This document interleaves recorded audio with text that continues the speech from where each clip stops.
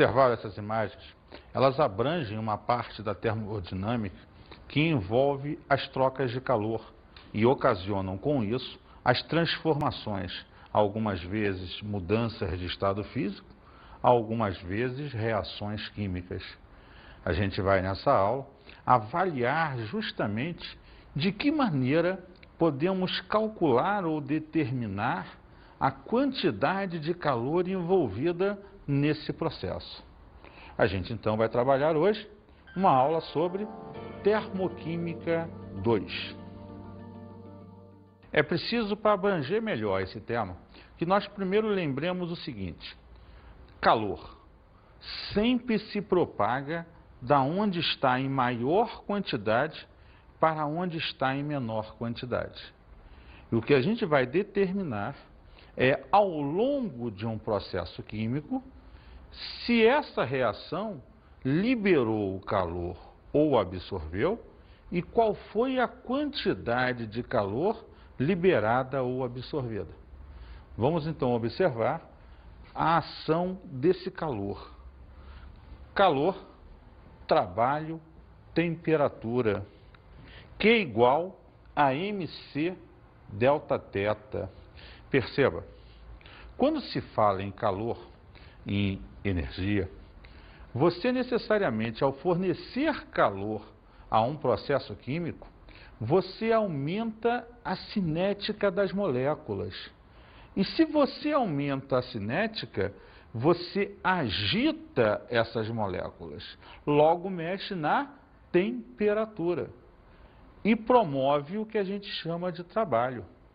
Um trabalho que vai ser medido em função da quantidade de calor que você forneceu ou não. Daí aquela fórmula ali embaixo.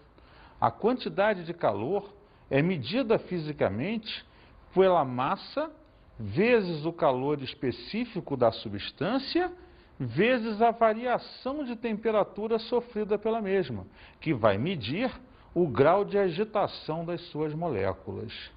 Essa é a base do processo de cálculo de calor. Como princípios fundamentais, temos que a energia, calor, flui de um corpo de maior temperatura para outro de menor temperatura, exceto nas mudanças de fase. Sistemas em contato térmico, nos quais se envolvem trocas de calor, tendem a atingir o equilíbrio térmico, ou seja, passarem a ter a mesma agitação térmica.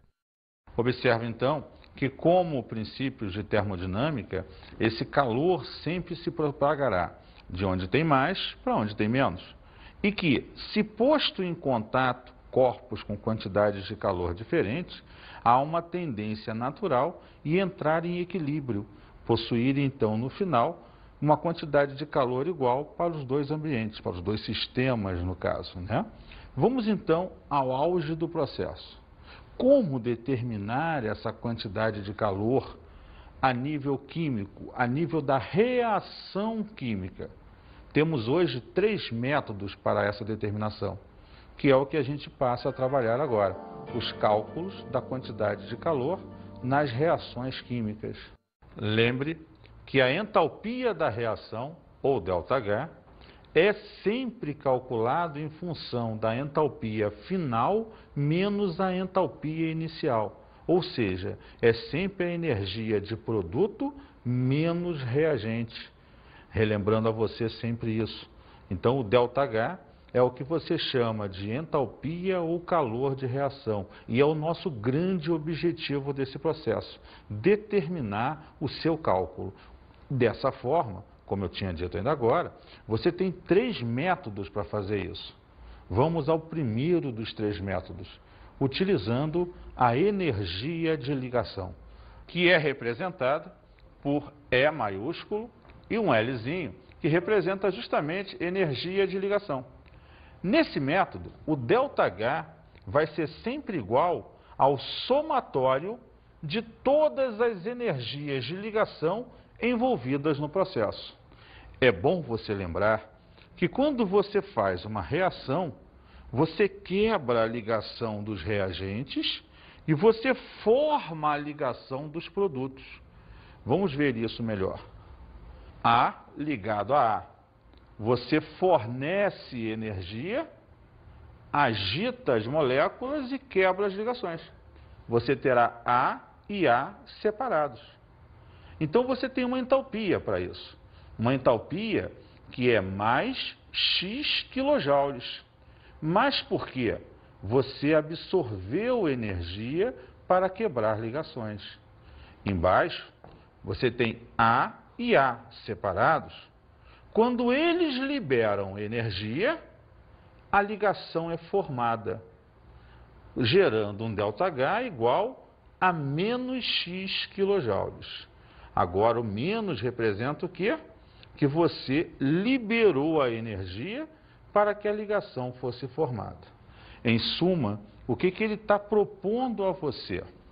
Que toda vez que se quebra ligações envolvendo os reagentes, que é o lado que você trabalha, você precisa absorver energia. Lembra aquela famosa energia de ativação? E quando você vai formar o produto, os átomos e moléculas estão extremamente agitados.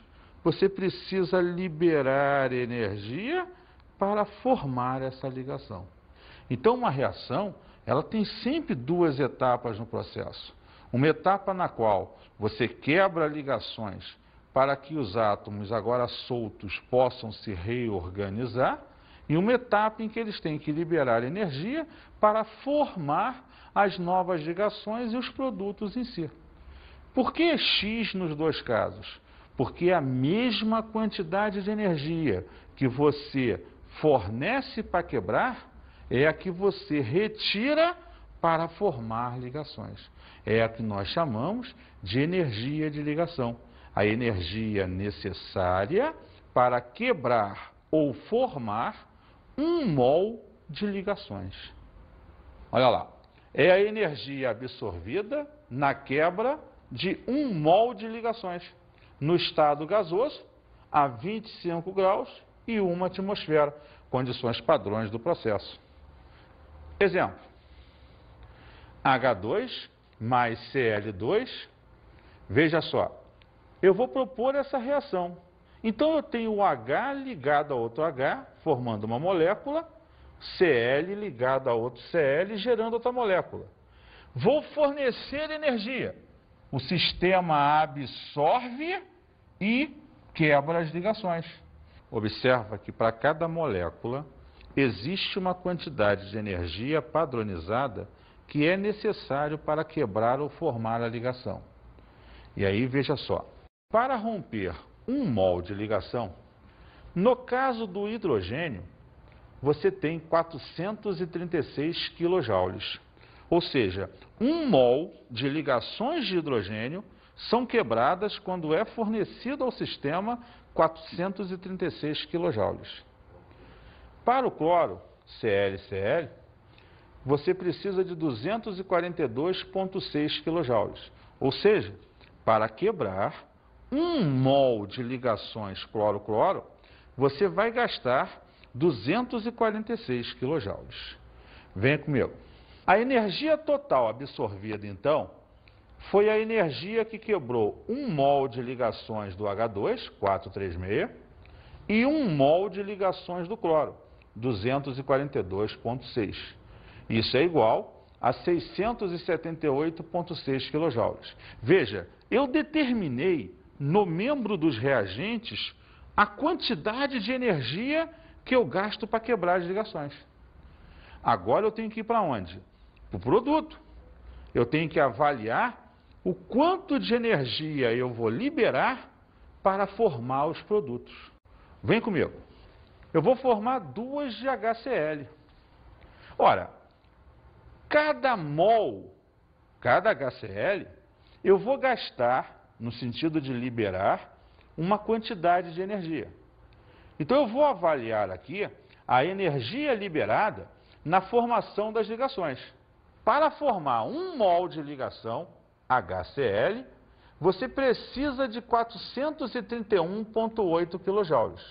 Como eu vou formar 2 mols, eu vou gastar 2 vezes 431,8, 863,6 kJ.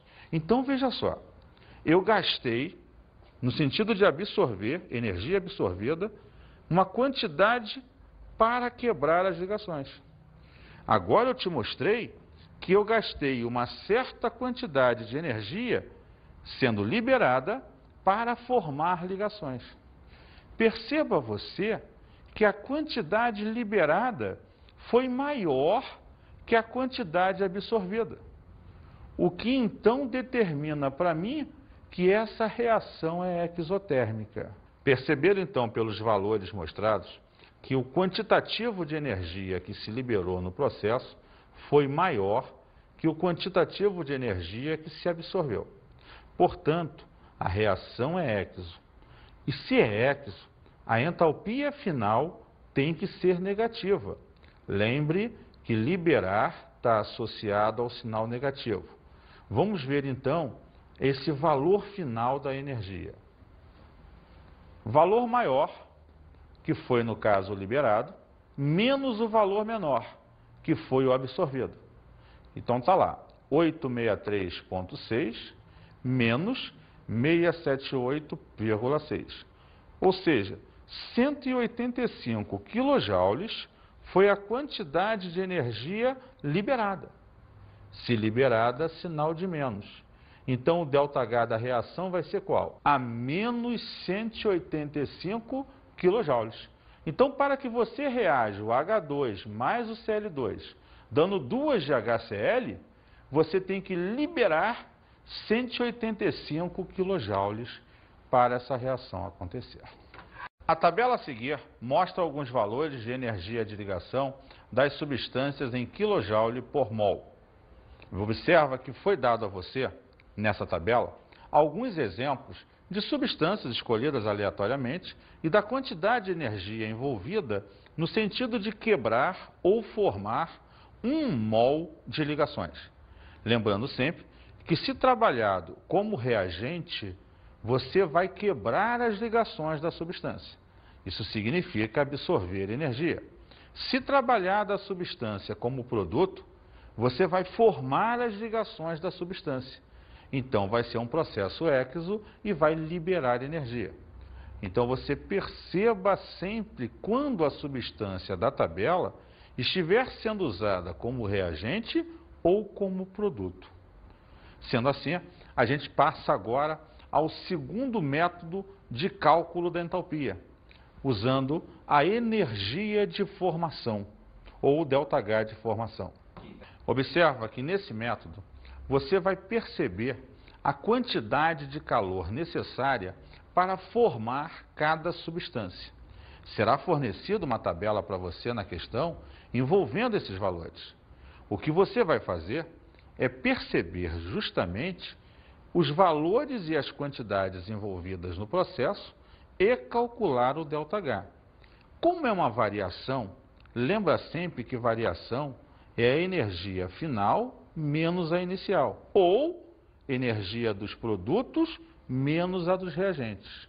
Sendo assim, o cálculo do ΔH nesse método é feito da seguinte maneira. O ΔH é igual ao somatório da energia dos produtos menos o somatório da energia dos reagentes.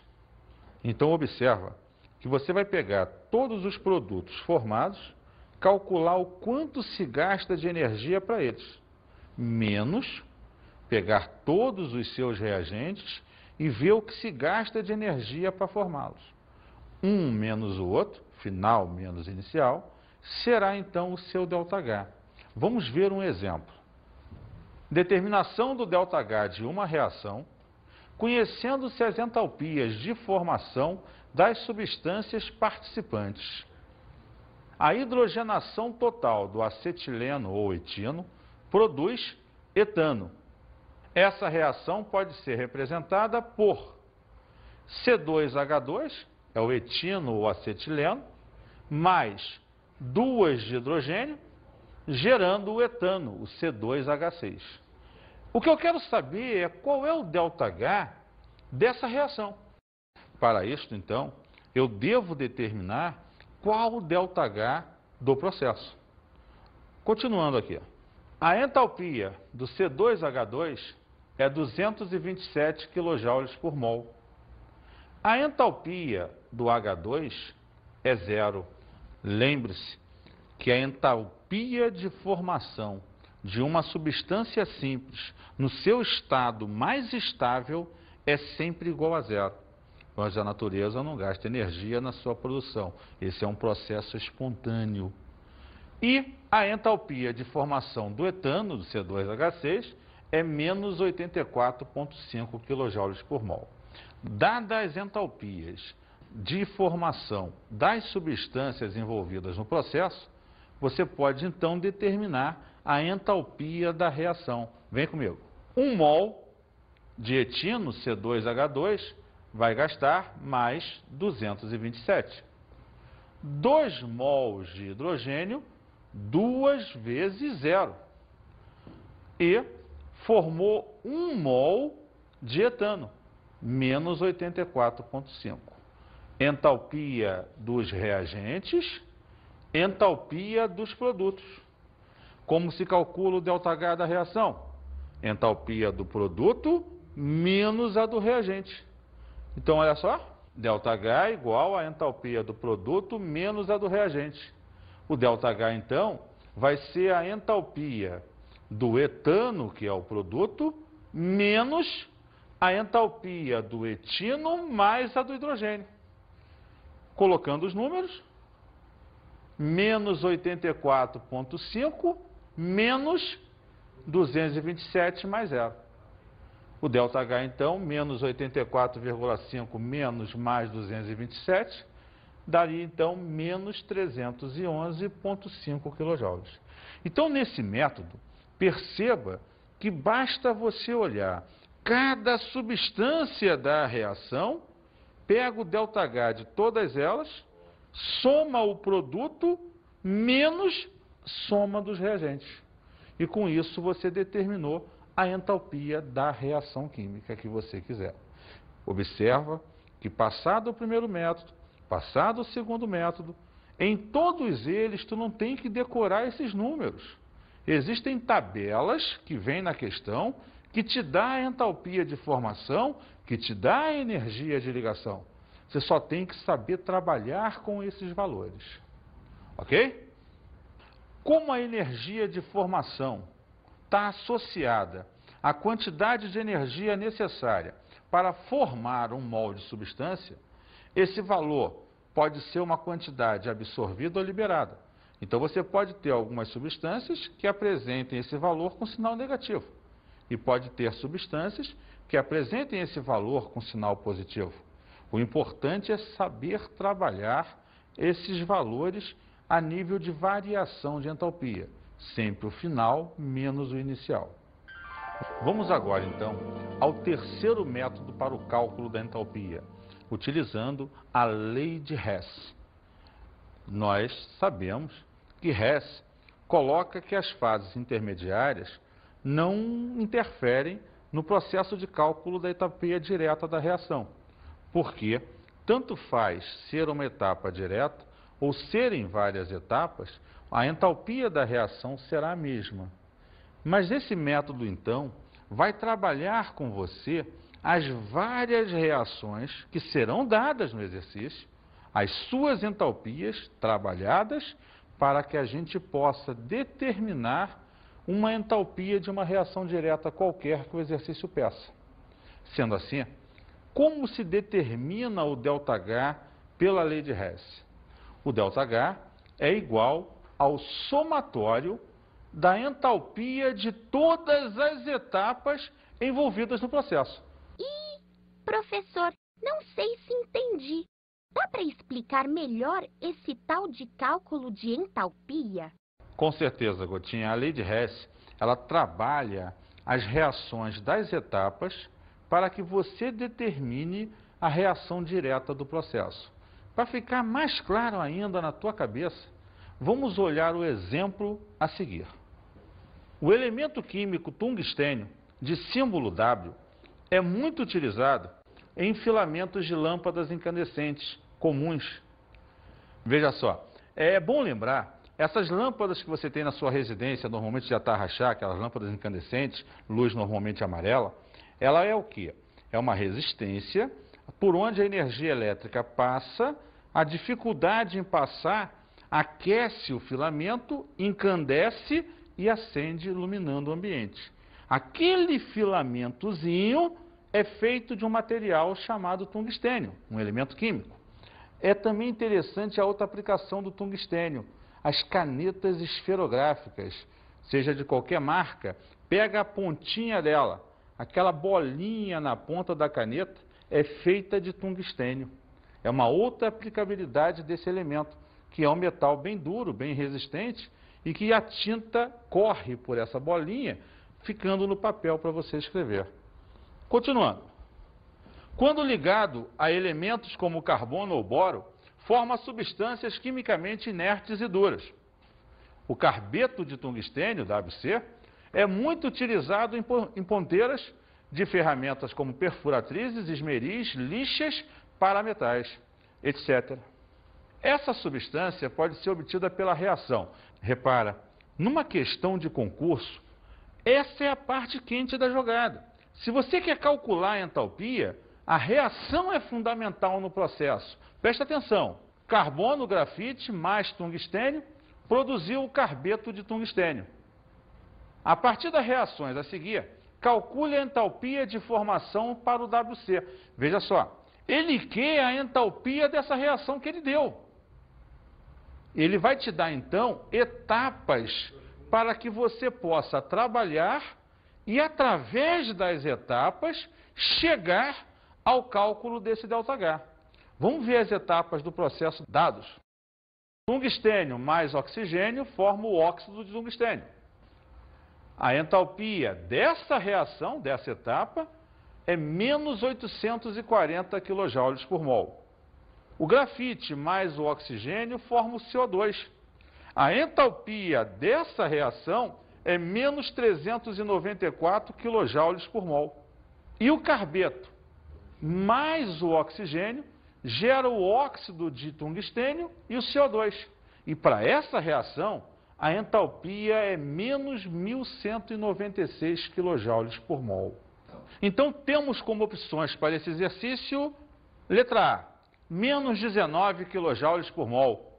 Letra B, menos 38 kJ por mol. Letra C, menos 2.430 kJ por mol. Letra D, mais 38 kJ por mol. Letra E, mais 2.430 kJ por mol. Sendo assim, temos que perceber os pontos necessários de se observar ao longo dos dados fornecidos. A primeira reação, para sabermos aonde queremos cada substância do processo. E trabalhar as reações nos dados de forma a chegar ao que você quer. Vamos lá, resolução. Devemos trabalhar com as três equações cujos ΔHs foram fornecidos a fim de obter o ΔH da reação desejada, que é aquela primeira.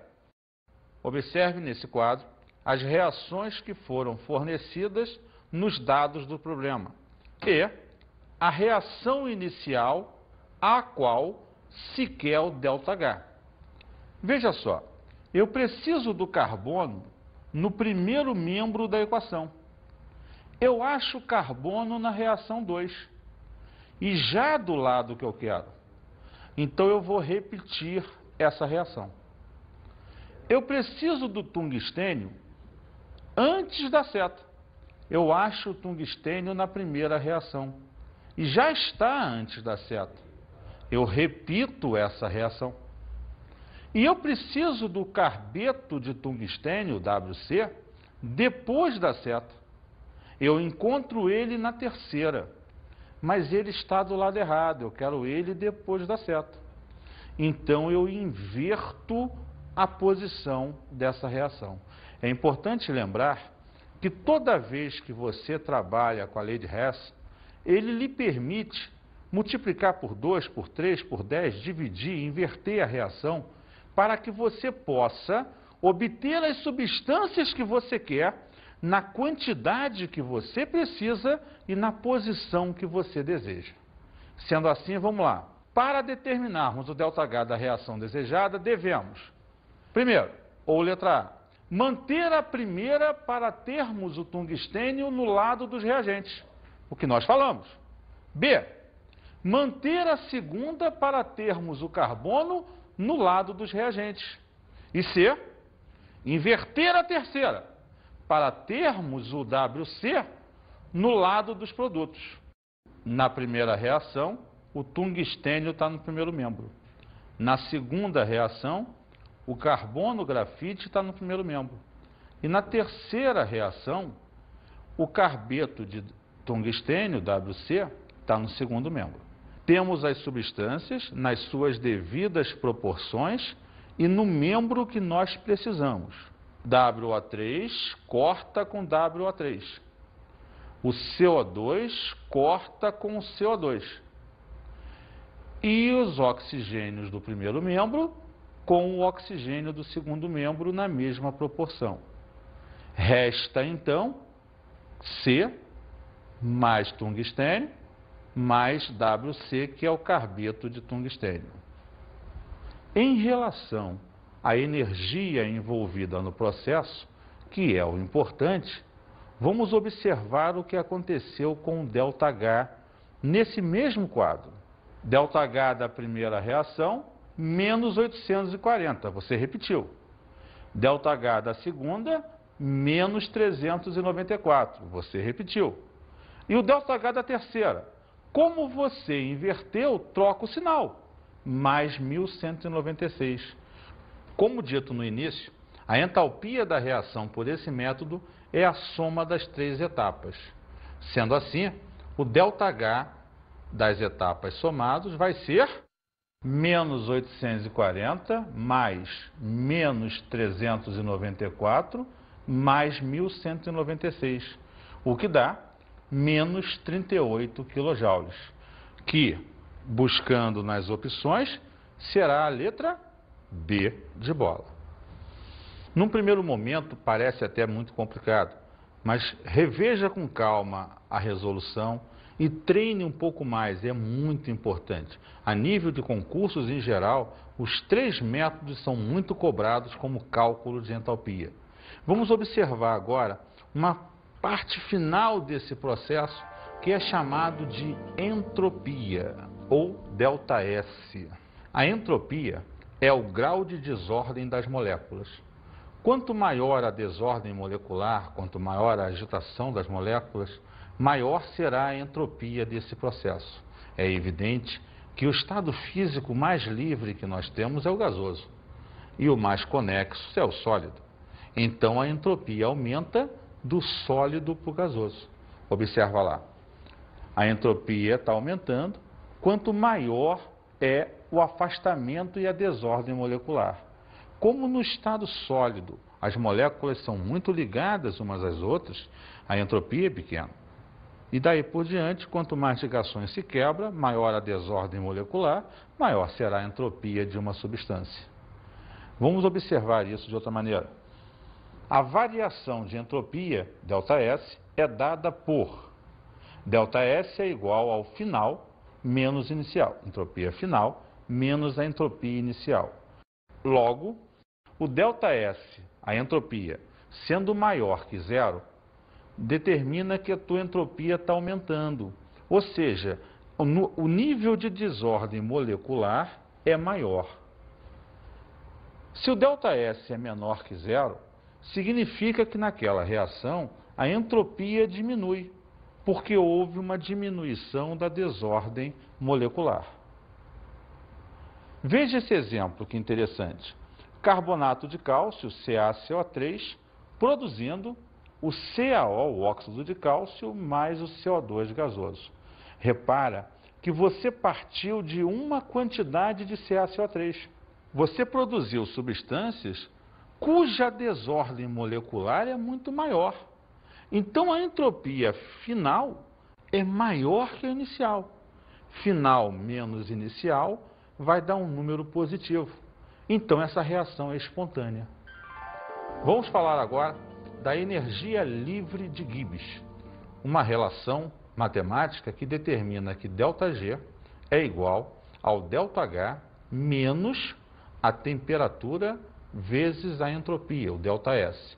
A energia livre de Gibbs, na verdade, representa para a gente a energia útil, a energia livre no processo, capaz de realizar um trabalho positivo, capaz de tornar a reação facilitada em acontecer.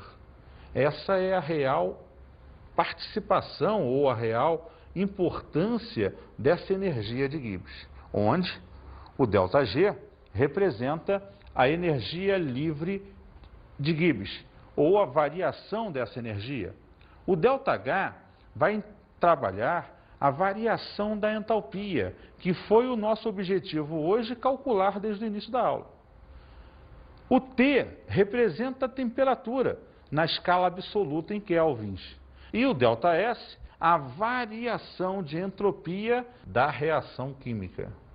Assim, pela equação temos: se a energia livre de Gibbs for menor que zero, há liberação de energia livre, logo a reação é espontânea.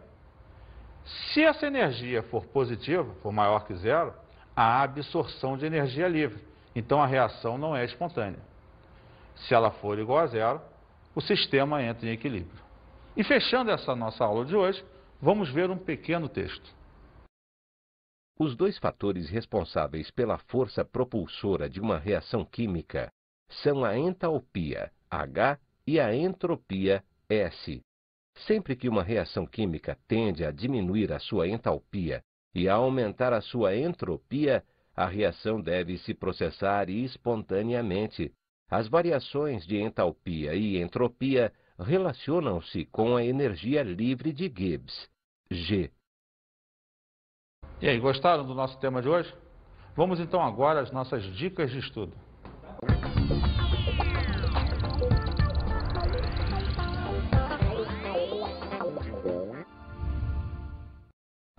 É muito importante você treinar bastante exercícios que envolvam os 3 métodos do cálculo da entalpia.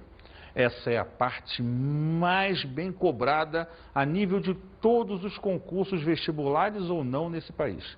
É a parte em que você trabalha justamente a ideia das reações e gerar a quantidade de energia envolvida nesse processo. Isso é fundamental no jogo. Um grande abraço e até a nossa próxima aula.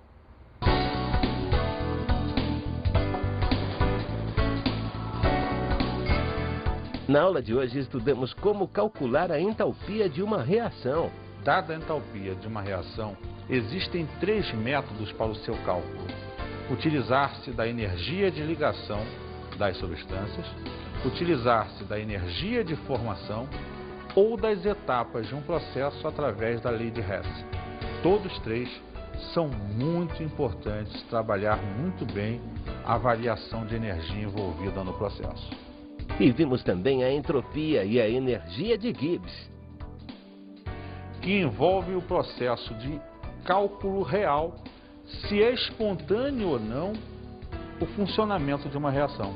É em função desses valores, dessas variáveis, como a entropia e a energia livre de Gibbs, que você vai determinar a real estrutura e funcionamento do processo químico em termos da quantidade de calor e da sua espontaneidade.